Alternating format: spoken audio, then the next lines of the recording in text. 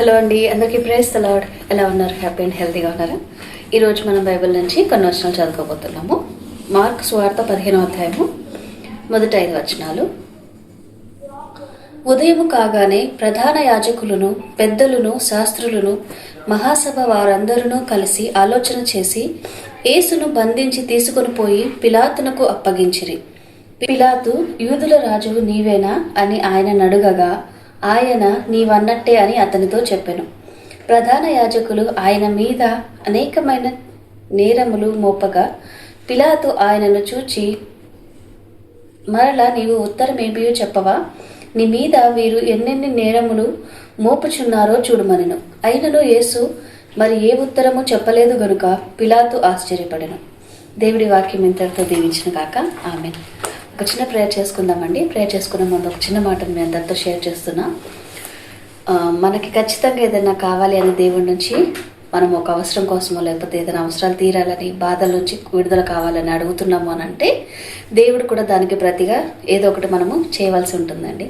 దేవుడు మన నుంచి కోరుకునేది పెద్ద పెద్ద ఏమి చేయక్కర్లేదు, త్యాగాలు చేయవసరం లేదు.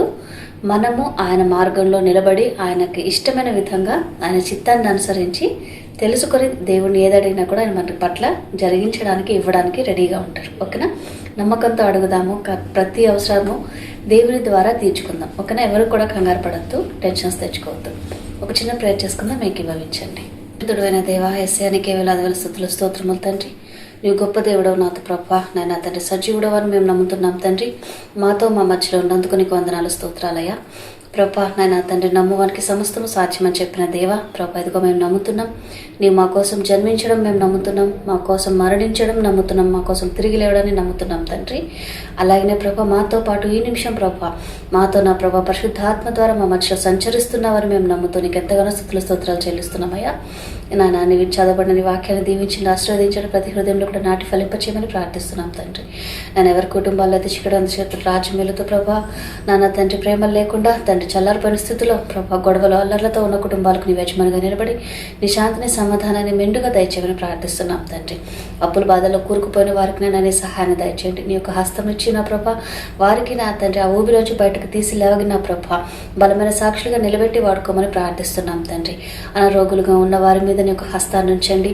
నీవే నా ప్రభా స్వస్థపరచమని ప్రభా బాగు చేసి బలమైన తండ్రి సాక్షులుగా నీ నా సేవ చేసేటటువంటి భాగ్యాన్ని దయచేయమని ప్రార్థిస్తూ ఇంతవరకు నేను చేసిన ప్రతి మేలుని బట్టి నీకు వందనాలు చెల్లించుకుంటూ ఈ చిన్న ప్రార్థన యేసునామంలో ప్రార్థించి వేడుకొంచున్నాం తండ్రి. ఆమెన్. ప్రైజ్ ది లార్డ్ అండి. అందరికీ have a great day. God bless you all. By by.